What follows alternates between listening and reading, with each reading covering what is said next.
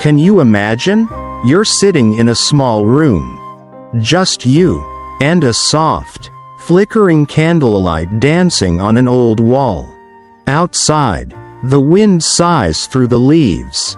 Slow, like the breath of the night. In this space, there's nothing to fix, nowhere to go, just you, and this moment, opening quietly, like a flower after the rain. Try this. Close your eyes. Take one slow breath. Inhale, like you're holding yourself gently. Exhale, as if releasing what you've carried for too long. Have you ever wondered why we feel so tired, even when we try to control everything? Why the more we try to make things go right, the more anxious and disappointed we become? Like sand in your palm. The tighter you squeeze, the faster it slips through. Some things in life, feelings, people, time, they slip away, not because we didn't hold tight enough, but because holding was never meant to last. The Buddha said, "All things are impermanent," and Tara Brach whispered, letting go of control, letting life be as it is, means opening to change, opening, ultimately, to our impermanence. Tonight, we walk a path, not to learn something new, but to gently release what no longer serves.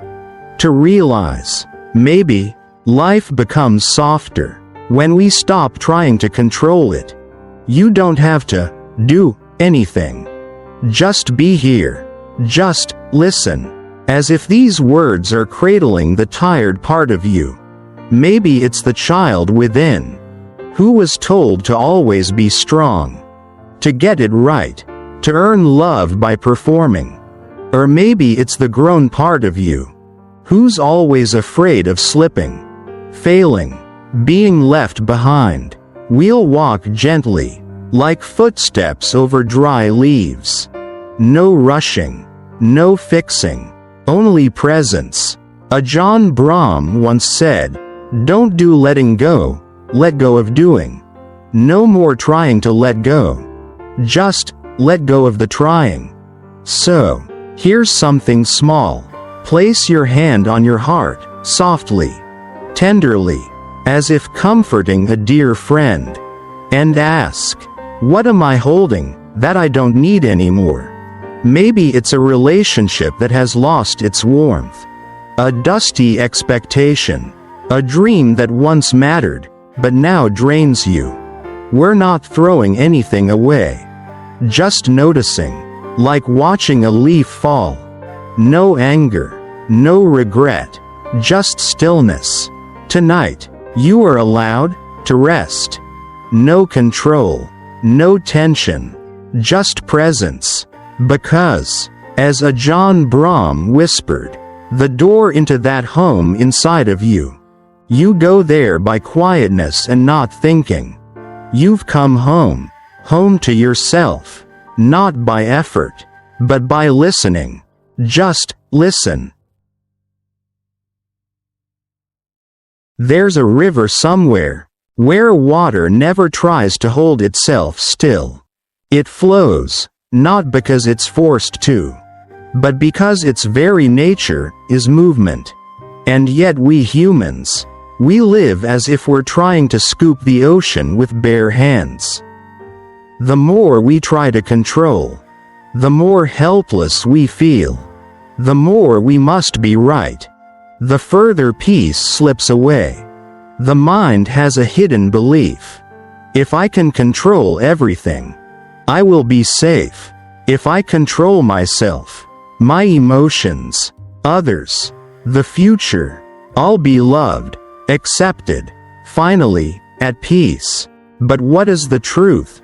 Peace doesn't come from control. It comes from being seen, from being gently understood. Even the breath teaches us that. Notice, when you're afraid, you hold it. When anxious, it's shallow. But when you let go, it deepens, like a quiet stream under moonlight. In the Anapanasati Sutta, the Buddha taught 16 steps of mindfulness. Just through breath, enough to guide a soul home. No control needed, only awareness, like sensing the soft tremble of a wind chime. We live in a culture that praises self-control. But often, control is just fear wearing a mask.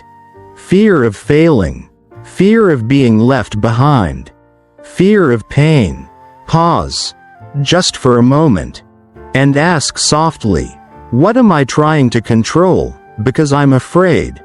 Maybe it's a relationship you've been clinging to, an image you're trying to keep in someone's eyes, a past you don't want to face. Ajahn Brahm once told a story about a man hanging off a cliff, gripping a tiny branch. The more he clung, the more the branch trembled. Only when he let go, he realized the ground was just a few feet below. Fear often exaggerates the fall. Control is how we resist dropping. But as the Buddha said, no mud, no lotus. Without the fall, how will we know we can rise? Psychology calls this the inner child, the tender part of you that never felt held. It learned to control as a way to earn love. But now, you are grown. You can place your hand over your heart, gently, and whisper to that child, it's okay now, we're safe, even if we don't have control. Tara Brach once said, when we deeply let go and let be, our energy flows freely. We reconnect with our natural aliveness, love, and awareness. Letting go is not losing. It's coming home, back to the place where you don't have to try so hard, where you don't have to please, where being right is no longer the price of being loved. Life does not need your control. It only longs for your presence. And now, perhaps you can try something very small. Write down 3 things you've been holding too tightly. Look at them, breathe, and if it feels right, tear the paper, softly, like wind releasing a leaf. Not as rejection, but as a gentle goodbye. There was a small river near my childhood village. Every flood season, the adults would pile soil along the banks, trying to stop the water from spilling over. But every year, without fail, the water found a way out. Quietly, gently, steadily, following its own course. Humans are like that too. When we try to control someone, our child, our partner, our parents, it's like building a dam, trying to hold back a river. We believe we're protecting them, loving them. But often, we're simply afraid of letting them be themselves. Are you holding on to someone? Someone who has changed. Someone no longer walking beside you. Someone you've been trying to save, even as you're quietly breaking inside? Control, when it wears the mask of love, can quietly choke the freedom from both hearts. The Buddha taught, all things arise through causes and conditions. Nothing stands still. No one is yours forever. Relationships, like rivers, ebb and swell, draw close and drift away.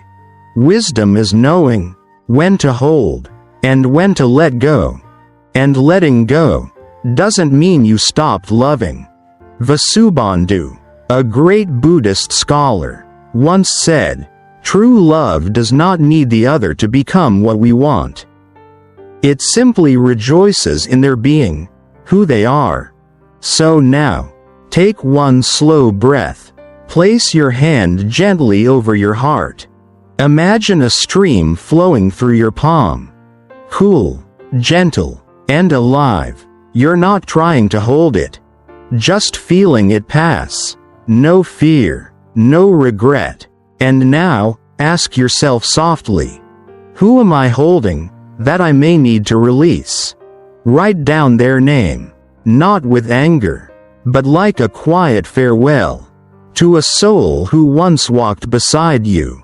When you let go, the river finds its way.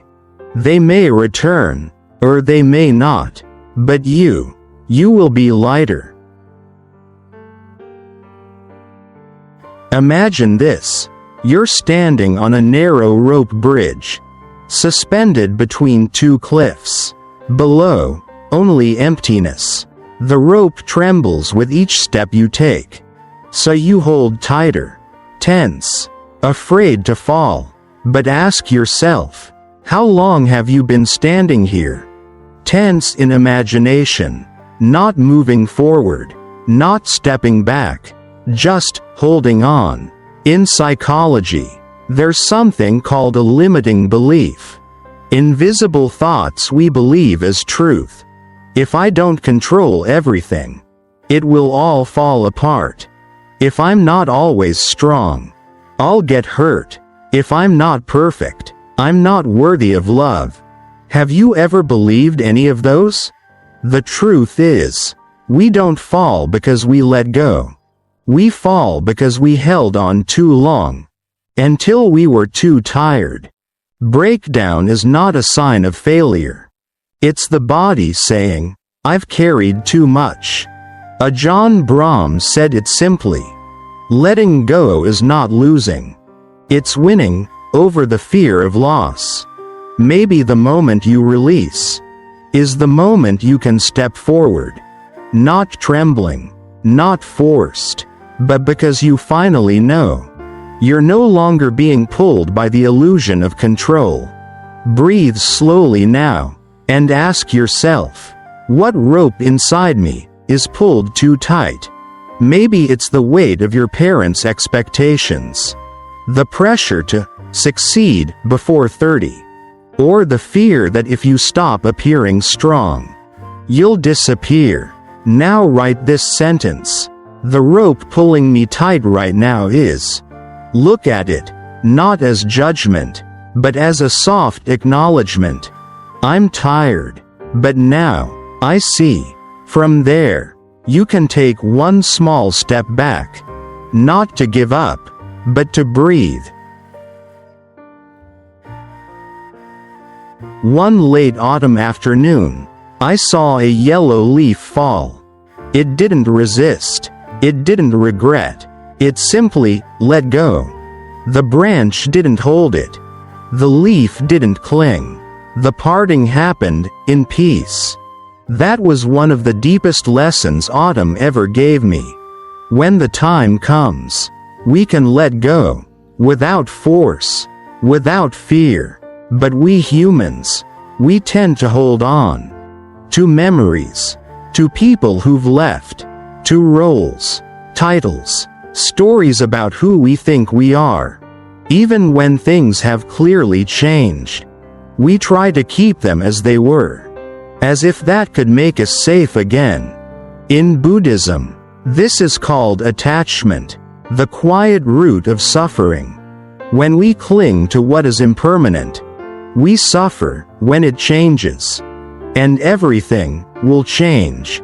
Thich Nhat Hanh once said, no mud, no lotus, no impermanence, no beauty. Beauty exists because things don't last. So gently, ask yourself, am I still holding a leaf that has already fallen? Maybe it's an apology that never came, a need to be seen. Finally, a past you wish you could rewrite. Clinging isn't about the thing itself. It lives in the mind, like holding a cup of hot tea, refusing to let go, even as your hand burns. Not because the tea is still sweet, but because you whisper, it's mine. Letting go isn't losing. It's realizing some things are simply no longer here. So, breathe with me, slowly, deeply, and ask, what leaf in my life has already fallen, but I still try to hold? Write it down. What I haven't let go of yet is. No need to explain. No need to fix.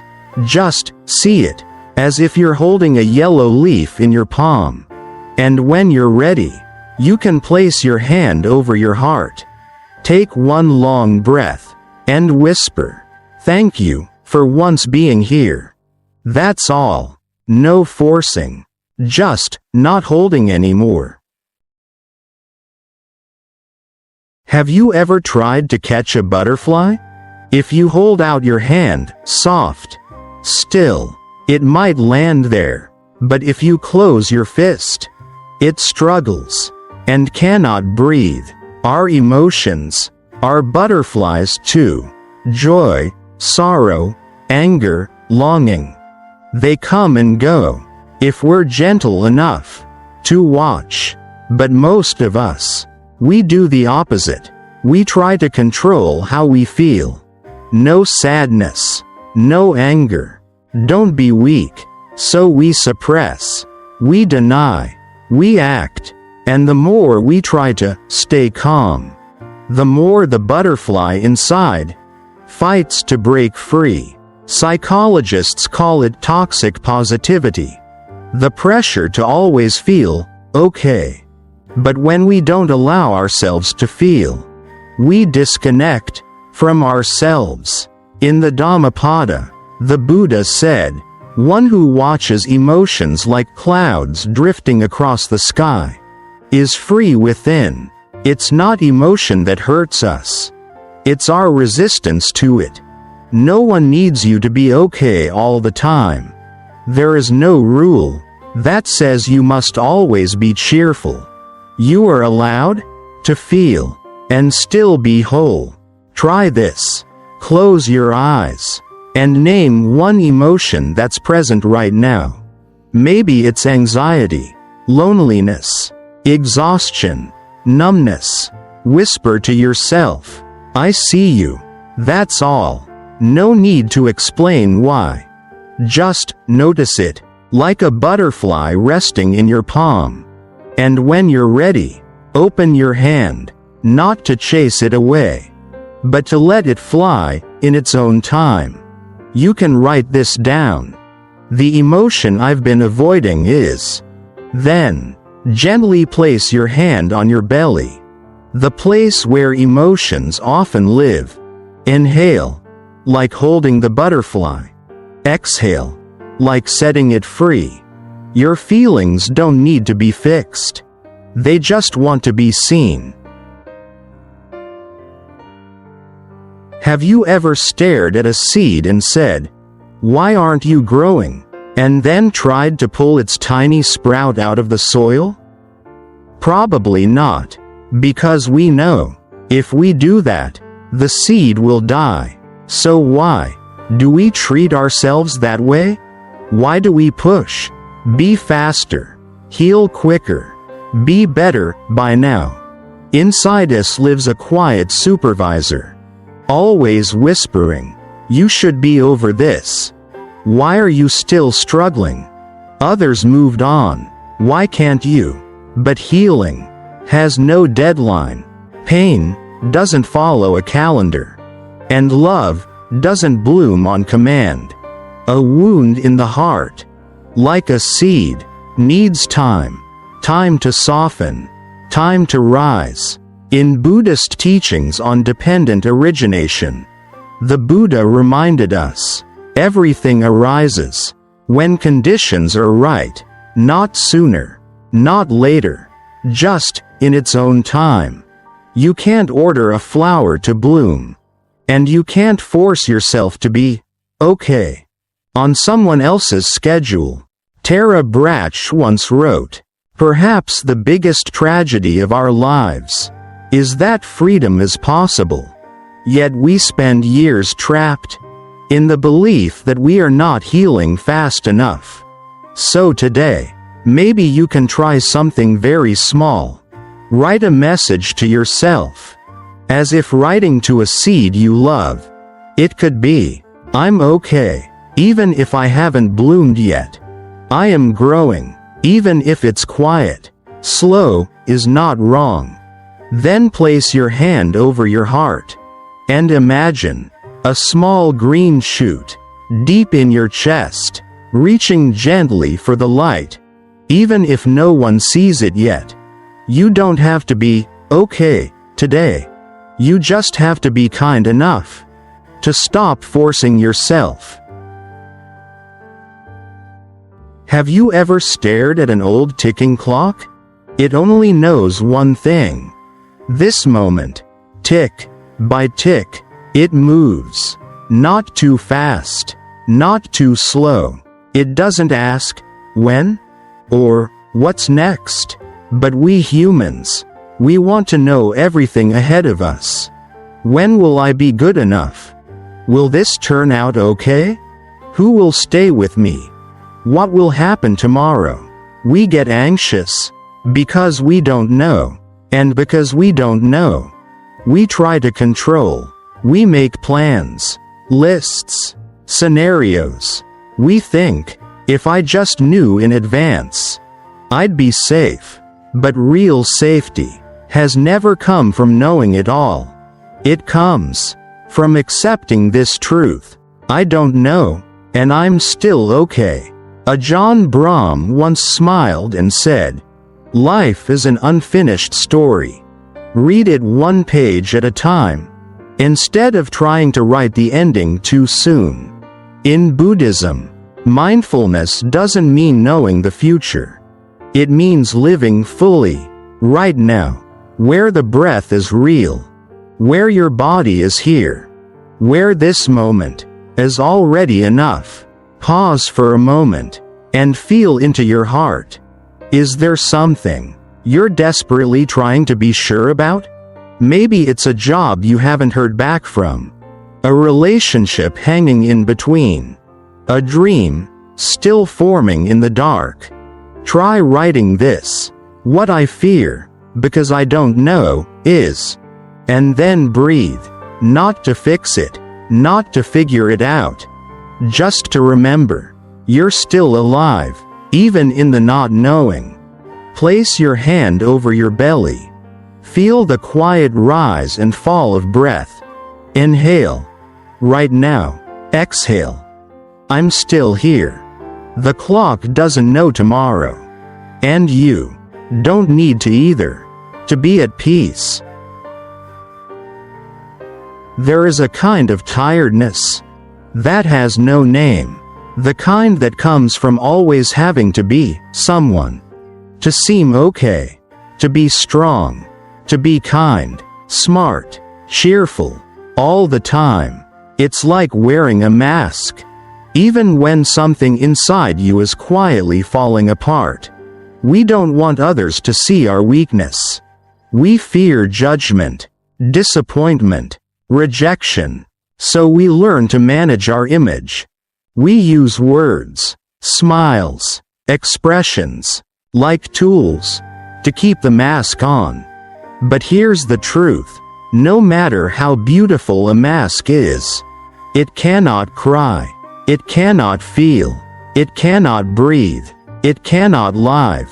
The Buddha taught, the self, I, is not solid. It's just a stream of changing images.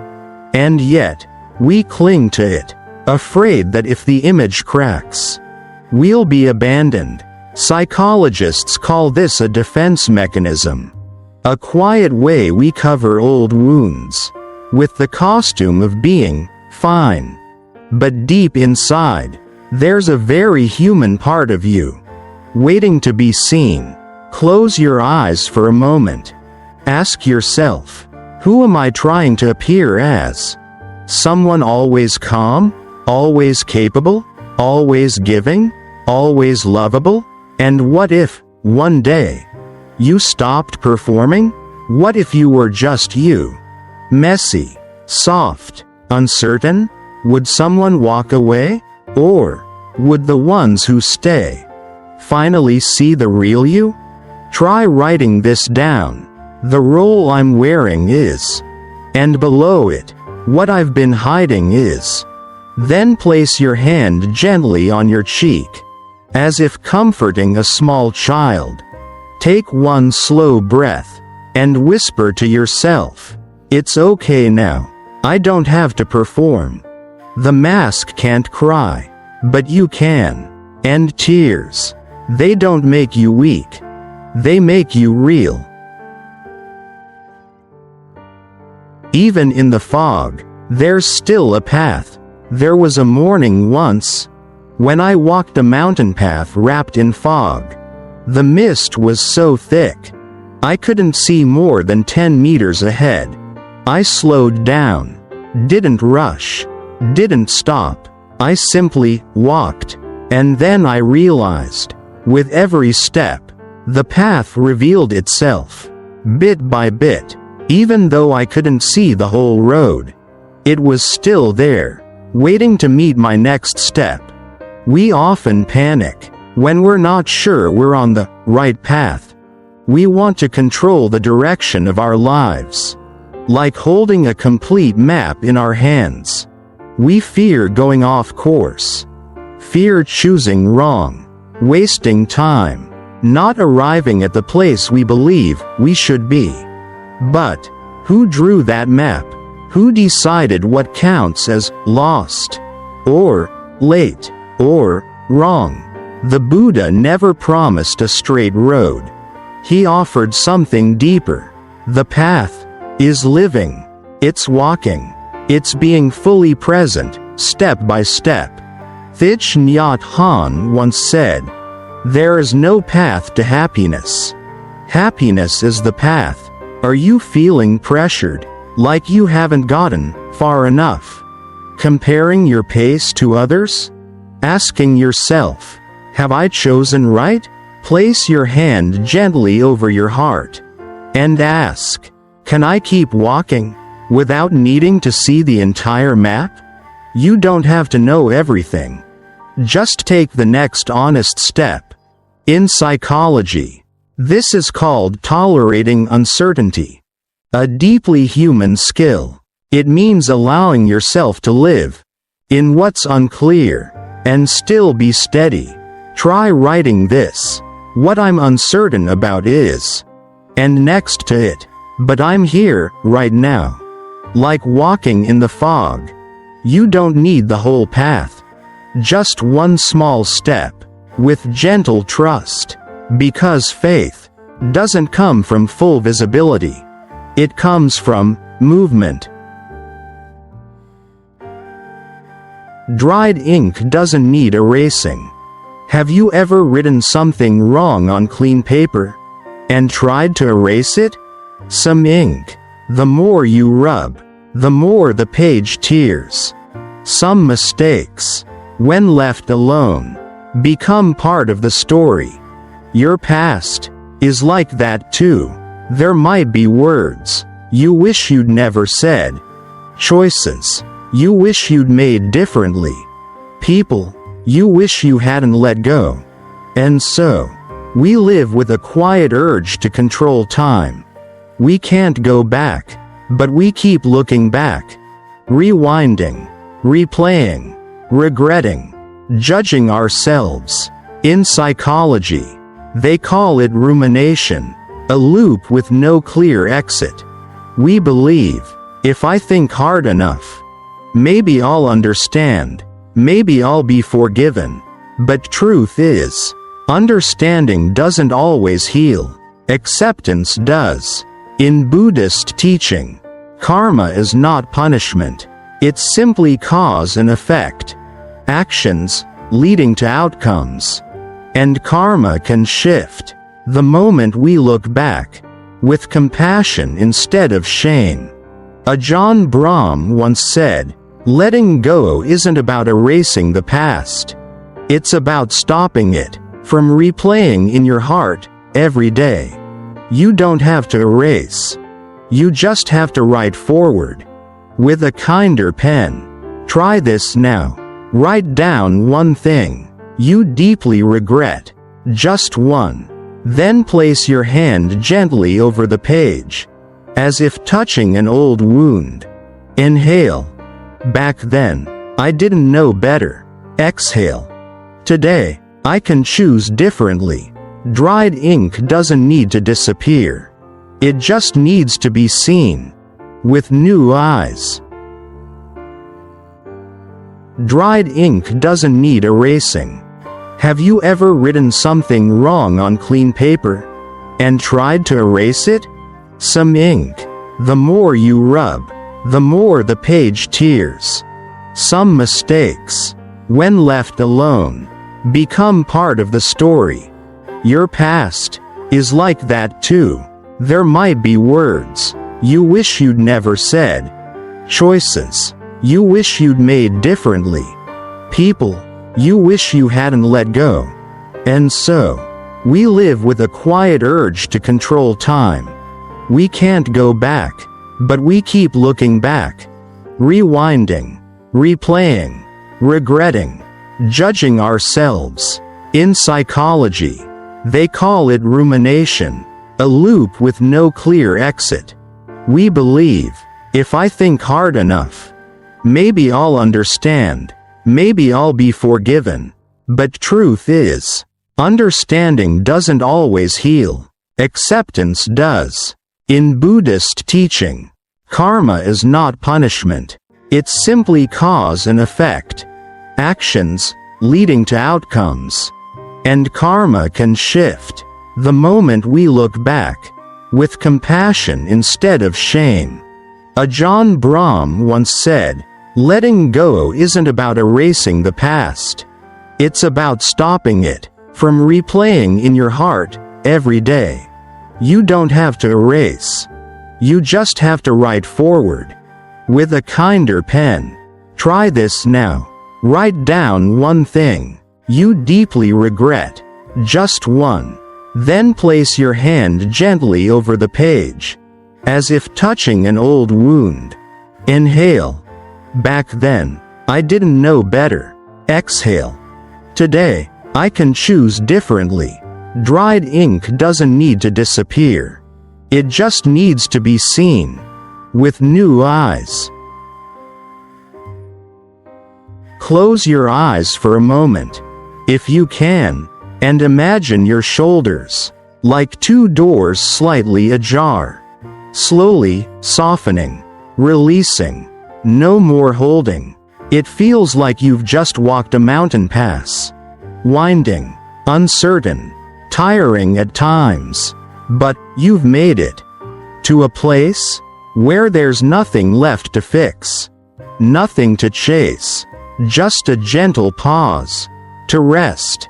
Throughout this journey, you've walked through so many shapes of control, trying to hold on to someone, trying to hurry your healing, trying to predict what hasn't happened, trying to hide who you truly are, trying to rewrite what can't be undone.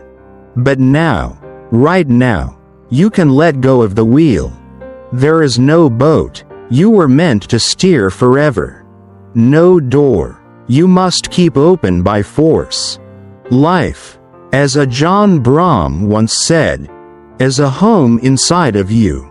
And the doorway opens when you sit still, stop trying, and simply let go. You don't have to know all the answers. You don't have to be ready. You only have to be here. And when you breathe softly, you offer yourself something far greater than control. Acceptance. Inhale. I'm here. Exhale. And that is enough. I don't know your name. I don't know what you're carrying. But I do know you've tried so hard. And maybe, just maybe, it's time to rest. Not to give up, but to come home. To the place where you don't have to perform. Don't have to prove. Don't have to hold on. You can simply release. Now, picture this. A soft morning light slipping through the window. You sit beside a warm cup of tea. And your heart, no longer clenched, just present. Just quiet. Not because life suddenly changed, but because you no longer needed to control it. Before we close, I invite you to try this final little ritual. Write one short sentence, like a blessing just for you. Tomorrow, I don't need to underscore anymore. Maybe it's, please everyone, have all the answers. Be strong all the time. You can keep that sentence somewhere near, or just in your heart. A gentle reminder. Sometimes, just living slowly is already a beautiful thing. And if this journey has felt soothing, consider sharing it with someone who needs it. Subscribe to this space. Save it as a quiet refuge to return to. You've come far enough for tonight. Now, release your shoulders, just a little more, and rest.